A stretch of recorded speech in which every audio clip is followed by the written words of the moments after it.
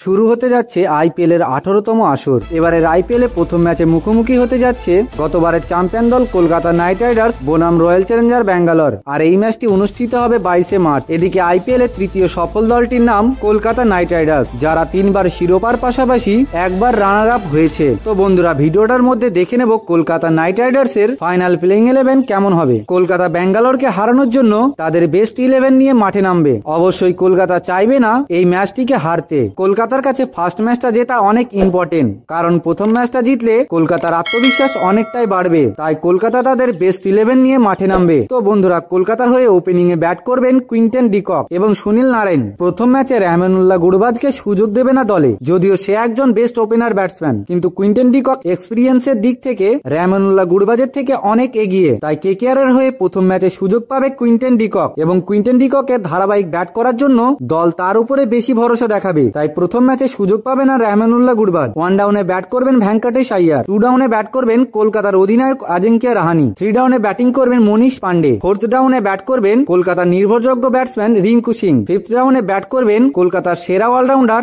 Andre Russell, 6 নম্বরে allrounder Ramandeep Singh. Spin ডিপার্টমেন্টে থাকবে বরুণ চক্রবর্তী এবং সুনীল নারায়ণ, এবং ফাস্ট বোলিং ডিপার্টমেন্টে থাকবে হর্ষিত রানা এবং অ্যান্ড্রিক নোকিয়া। তো বন্ধুরা, কলকাতার এই প্লেইং 11 নিয়ে আপনার কি মতামত অবশ্যই কমেন্ট করে জানাবেন। আর কেকেআর এর সমস্ত আপডেট সবার আগে পেতে আমাদের চ্যানেলটিকে অবশ্যই সাবস্ক্রাইব করে নেবেন।